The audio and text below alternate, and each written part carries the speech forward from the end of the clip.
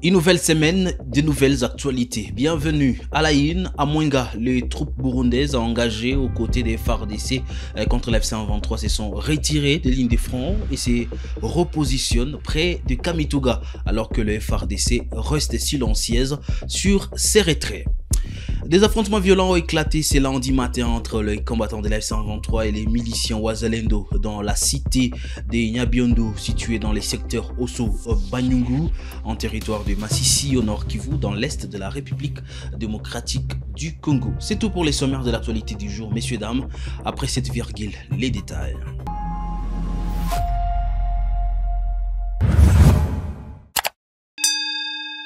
Bienvenue sur la chaîne Kivu Morning Post. Les troupes burundaises se sont retirées des lignes de front de Mwenga et se repositionnent près de Kamituga. Nous sommes au site Kivu. Les raisons de ces retraits restent inconnues et aucune réaction officielle de FARDC n'a encore été enregistrée. Dieudonné Morola. Les militaires burundais qui étaient au front sur l'axe Kalingu-Kasika dans les territoires de Mwenga, chefferie de Luindi, auraient quitté leur position et se seraient dirigés près de la ville de Kamituga. Dans des vidéos publiées sur les réseaux sociaux, l'on peut apercevoir ce dimanche 19 octobre 2025 des centaines de militaires de l'armée burundaise, armes et sacs au dos en longue file. Des sources locales et de la société civile confirment cette information. Ils ajoutent que ces militaires se sont dirigés vers l'aérodrome de Nyabibungu à 30 km de Kamituga. Pour l'heure, difficile de savoir les mobiles du retrait de ces militaires engagés au front contre l'AFC M23. Depuis la fin du mois de septembre 2025, l'AFC M23 a réussi à avancer dans la province du Sud Kivu. Ces combattants menacent désormais de s'emparer de la ville de Walungu, une zone clé dans la région. Pour l'instant, aucune réaction officielle de l'armée congolaise. La semaine dernière, le journal Africa Intelligence a révélé qu'une délégation de l'AFC M23 aurait échangé avec le président burundais au Burundi sur son soutien à l'armée congolaise, les menaçant de conséquences néfastes sur sa posture. Pour l'heure, difficile de savoir si ces retraits est la suite logique d'un début de désaccord entre l'armée burundaise et l'armée congolaise. Depuis septembre 2023, les armées congolaises et burundaises sont en coopération militaire. Gitega a envoyé sur le sol congolais des milliers de militaires et du matériel au soutien au FARDC qui subissent des revers face aux rebelles du M23. Ces derniers se sont emparés depuis la fin du mois de janvier 2025 d'une grande partie de l'est du pays, dont les villes de Goma et de Bukavu.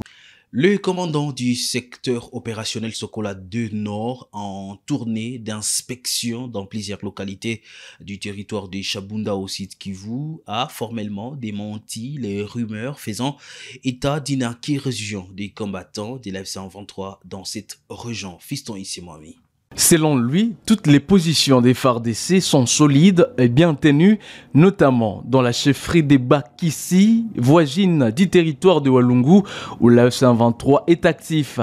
Au cours de sa descente à Njovu, Edingue, Kigulube, Kinuma, Lutika et Keke, Kintepa et Evari, le commandant a appelé ses troupes à maintenir le patriotisme et la vigilance, tout en exhortant les autorités locales à coopérer étroitement avec l'armée pour prévenir toute infiltration. Le sous-lieutenant Meya, porte-parole du secteur, a précisé à Radio Kapi, il a exhorté les militaires à tenir leur position et barrer la route à l'ennemi. Aux autorités coutumières, il a recommandé une franche collaboration avec les forces armées pour faire échec à l'agression. Dans les territoires voisins de Mwenga et Walungu, les rebelles de la FC-23 continuent de contrôler plusieurs villages, maintenant des tensions persistantes sur le terrain. Dimanche, plusieurs militaires burundais engagés aux côtés des FARDC contre la FC-23 se sont retirés de Mwenga pour se repositionner à un aérodrome situé à une trentaine de kilomètres de Kamituga. Malgré le protocole de cessez-le-feu, signé le 17 octobre à Doha. Les affrontements se poursuivent sporadiquement, soulignant la fragilité de la situation sécuritaire dans cette partie du Sud Kivu. Faisons les points dans la situation Nord Kivu. Des affrontements violents ont éclaté. C'est lundi matin entre les rebelles de l'F-123 et les miliciens Wazalendo dans la cité de Nyabiondo, située dans les secteurs Osso-Banyungu, en territoire de Masisi au Nord Kivu, dans l'est de la République démocratique du Congo. Des détails, Josper Hangui. Selon des informations recueillies par Kivu Morning Post, les attaques de Wazalendo ont débuté vers 2 h du matin, ciblant les positions des rebelles de la F-123 dans cette cité stratégique que la F-123 occupe depuis mars dernier. Des tirs d'armes lourdes et légères ont été entendus, tandis que les habitants pris au piège se sont réfugiés à l'intérieur de leur maison. Des sources locales précisent que l'objectif de Wazalendo est de dégrader les positions de la F-123 et de reprendre le contrôle de Nyabiondo. D'autres combats ont été signalés à Kaanja, à la bifurcation reliant Masisi et le village de Kachibéré, 2 entités stratégiques qui ouvrent la voie vers Walikale. Ces affrontements ont provoqué un déplacement massif de la population vers Masisi Centre Lukweti. Les activités socio-économiques et scolaires ont été suspendues. Le week-end précédent, des assauts avaient déjà été menés par des Wazalendo à Bourora, ouvrant la voie sur Kaanja. Depuis avril, l'axe Kaanja Mahanga et Kaanja Kibati est régulièrement le théâtre des affrontements entre Wazalendo et AF-123, chaque camp cherchant à reprendre les villages stratégiques comme Kasopo. Ces violences surviennent malgré les appels au cessez-le-feu dans le cadre du processus de Doha. Le gouvernement congolais et la F-123 avaient signé un accord de principe en juillet et un accord de cessez-le-feu le 17 octobre 2025, mais les combats se poursuivent dans l'est de la RDC. La situation sur le terrain reste extrêmement volatile. 5 cofondateurs de la milice Convention pour la Révolution Populaire CRPO ont annoncé leur désengagement auprès de Thomas Lubanga. Selon des sources proches, ils envisageraient de rejoindre le gouvernement congolais ou carrément d'adopter une posture indépendante. Rachidi Koudra, c'est notre correspondant depuis Bunia. Bungamuzi Charles Kakani, premier vice-président de la CRP, Tungulo Vital, David Unyarto, Wedunga Bodwe, Drani Xavier, tous respectivement membres de ces mouvements, ont accusé leur leader Thomas Lubanga de gestion autocratique, d'affairisme dans la révolution, d'absence de vision claire et d'escroquerie des opérateurs économiques de l'Ituri au nom de ces mouvements révolutionnaires. Alors que parmi les causes de l'existence de leur mouvement, il y a la lutte contre les antivaleurs dont ils reprochent aux autorités en place. Ces 5 cofondateurs ont annoncé leur désengagement avec Thomas Lubanga. Qu'est-ce qu'ils pensent faire après cela? Des sources proches des personnes précitées contactées par Kivu Morning Post lundi affirment qu'une communication sera faite. Elle portera sur leur nouvel engagement, notamment celui de rejoindre les gouvernements congolais ou de garder une autre posture loin de Thomas Lubanga. Cette division au sein du mouvement rebelle intervient après que le gouvernement provincial de l'état de siège en Ituri a conscientisé ceux qui sont dans le mouvement CRP à rejoindre les camps de la République et à quitter la Bgous. Un mouvement dont les dirigeants sont en Ouganda et qui a lancé ses premières attaques à Nyamamba, Chumia, une zone limitrophe entre ces 2 pays voisins, située sur la partie littorale du lac Albert. Rachidi Koudra depuis Bunia pour Kivu Morning Post. La politique nous intéresse dans l'actualité du jour. Lors d'un meeting samedi à Kinshasa, c'est Lembao, l'opposant d'Eli Sesanga, a accusé le président Félix Antoine Tshisekedi d'être à l'origine de la crise actuelle en République démocratique du Congo. Il a réitéré son appel à un dialogue national et exigé le retrait immédiat de toutes les forces étrangères dans l'est de la République démocratique du Congo. Selon lui, l'IDPS aurait été en contact avec le 1-23 dès 2012. Tosiniza bitumbawana na kosolola na kati na mboka na biso na biso mapinga na biso pe tosengi mapinga ya bapaya nyonso oyo ezali ebima kati na mboka na biso eza boye te biso moko bakongolais nde tokobatela bomoi ya bakongolais pe bomoi bonsomi yekolo na biso moto akosa bino te lelo bakoloba biso baitoya na opposition tozali pour agression ya mboka. Non, tozali moko na kati na bakongole oyo totelemela likambo wana tango bazali nanu na bunagana, tango bango baza kotambola pamba biso tosala marche monene wana Kisasa mpona kosenga ete baronde babima na mboka na biso, na kosenga mpe baarmée étrangère ebima na mboka na biso, bamercenaire mpe babima bakosa bino te. Lelo na 2012 ezalaki nde UDPS moto azalaki en contact na bato ya M23 boyebi yango na rapport ya Nations Unies bakoma yango babomba bino yango te. Naloba moto abengisaki Kagame awa alobi yo ondimi Kagame te yo nani eza nani est-ce que ezali biso bato babengisaki M23 baya kofanda awa bafandi na mbongo ya leta na bahotel ya leta eza nani? Est-ce que eza biso? Moto oyo akendeki kobeta ye na lipeka alobi c'est mon frère basigné baccord pour na carnet d'adresse eza nani? Bongo lelo boni ekomi ete biso nde toza kosoutenir bango, biso tolobi boye bapaya oyo baza koagrese mboka ezala Rwanda ezala ekolo mosusu ifo babima na kati na mboka na biso. Est-ce que tozokana malamu? Me na koloba yango elingi oloba teke tondimi mabe oyo ya gouvernement ya Chilombo, elingi oloba teke tondimi corruption oyo eza na kati na gouvernement, ke tondimi makambo oyo ya tribalisme oyo ezali na kati na gouvernement, tondimi makambo ya incompétence oyo ezali na kati na gouvernement. Tokosenga tolobi ya solo bapaya babima Rwanda bima bitumba esila barebele bakitisa mindoki, mais en même temps moto atie biso na mozindo oyo azali obe na kombo moko, kombo na ye nani? Kombo na ye nani? Dans la ville-province de Kinshasa, lors de la rentrée judiciaire, Élie Léon Ndomba, président de la Cour de cassation, a dénoncé Folio, une entreprise criminelle qui spolie les immeubles de l'État et des particuliers à Kinshasa. Il a appelé au démantèlement de ces réseaux mafieux qui en sécurisent la propriété immobilière et discréditent la justice ainsi que les administrations foncières du pays. De même, il s'observe que certains avocats sont foncièrement impliqués dans une entreprise criminelle dite Folio, consistant dans la spoliation des immeubles de l'État et des particuliers. Ils opèrent avec le concours de certains magistrats, greffiers et huissiers de justice véreux qui en tirent des gains sordides. Si l'on y prend garde,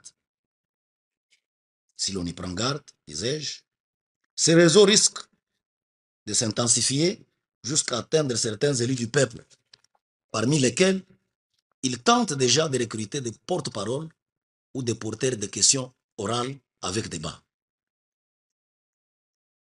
En effet, réagissant à cette pratique décriée, Excellence, Monsieur le Président de la République, chef de l'État et magistrat suprême, vous avez chargé votre directeur de cabinet qui, par la lettre numéro 2257-09-2025 du 4 septembre 2025, en a appelé à la collaboration de toutes les autorités destinataires de celle-ci, dont le premier président de la Cour de cassation, chacun dans la sphère légale de ses compétences pour le démantèlement efficace des foliomènes.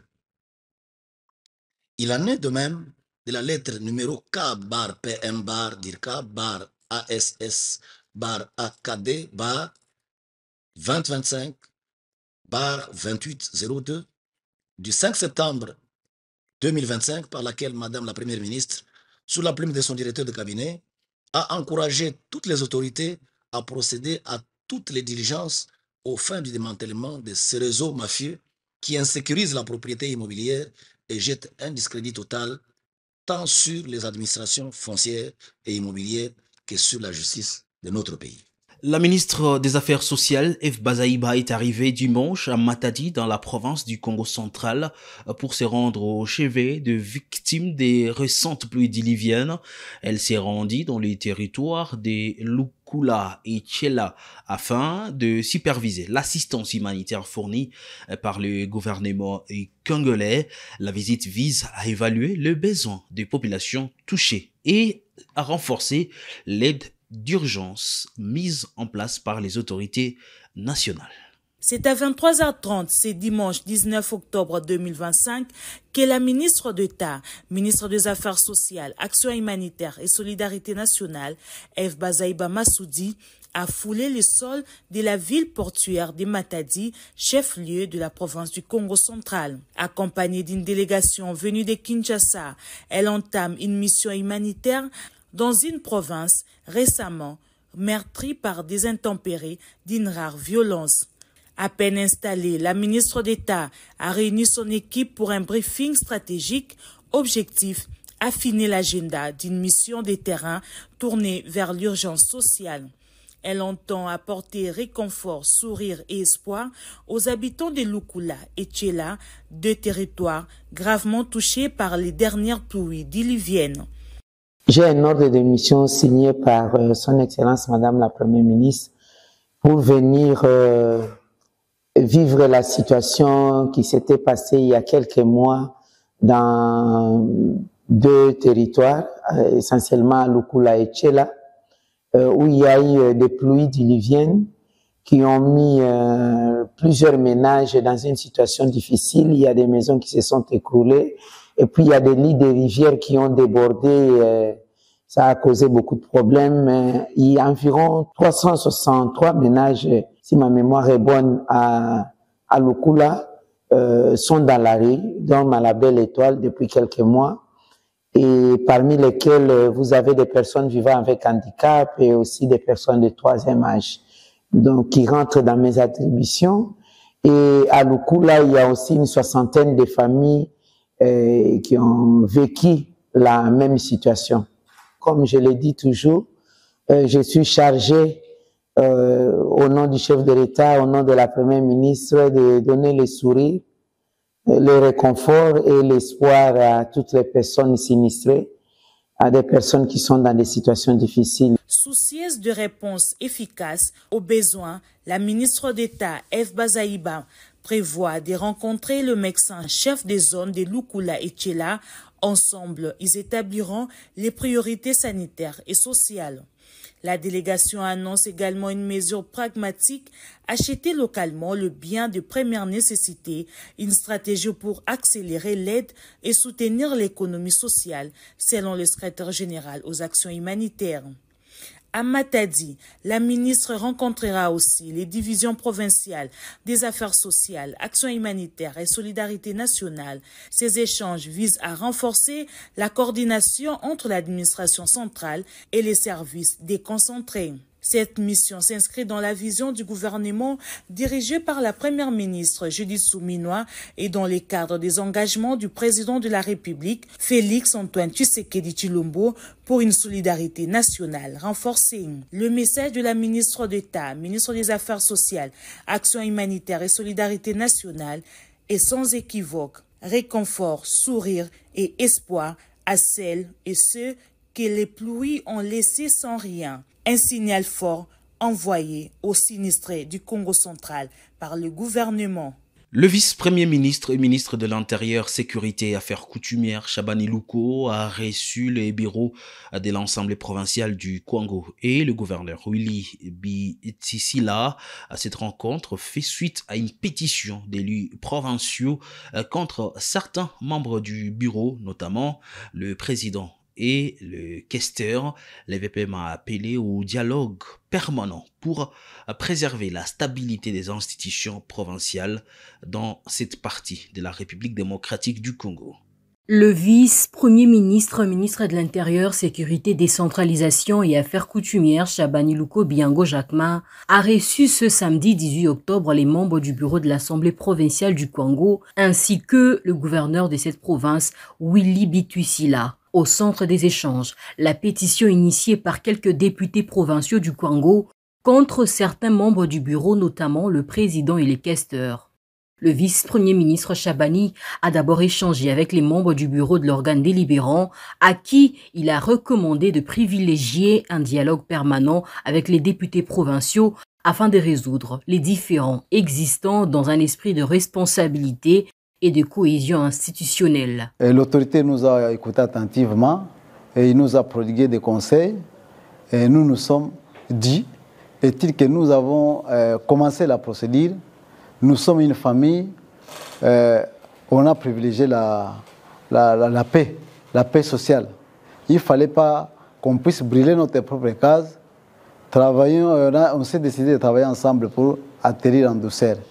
Et l'autorité nous a prodigué des conseils pour rester dans cette unité que veut le chef de l'État. Par la suite, il a reçu le gouverneur de la province, Willy Bitusila, à qui il a donné plusieurs orientations relatives à la gestion de la province et à la collaboration avec l'Assemblée provinciale, dans le but d'éviter toute situation susceptible de favoriser l'instabilité institutionnelle et de freiner le développement du Congo. Nous sommes venus en consultation sur appel de son Excellence, Monsieur le vice-premier ministre en charge de l'Intérieur. Nous venons d'échanger longuement et positivement sur la situation qui prévaut à l'Assemblée provinciale de notre province, le Kwango. Nous avons à notre niveau exposé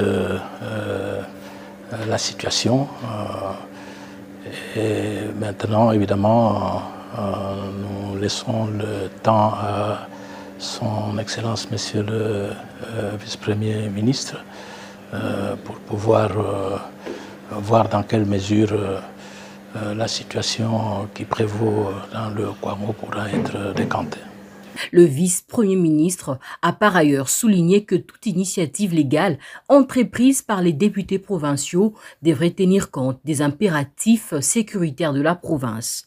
Il a enfin exhorté aussi bien l'exécutif que l'organe délibérant à préserver un climat de paix et de dialogue, condition essentielle à la tenue prochaine du Forum de la paix dans la province du Kwango. Messieurs, dames, fin de l'actualité du jour sur Kivu Morning Post. Merci à vous de l'avoir suivi, de commencer surtout la semaine avec nous. C'est pour la première fois que vous suivez Kivu Morning Post. Abonnez-vous pour être à la une de ce qui se passe à l'est de la République démocratique du Congo et sur l'ensemble du territoire national.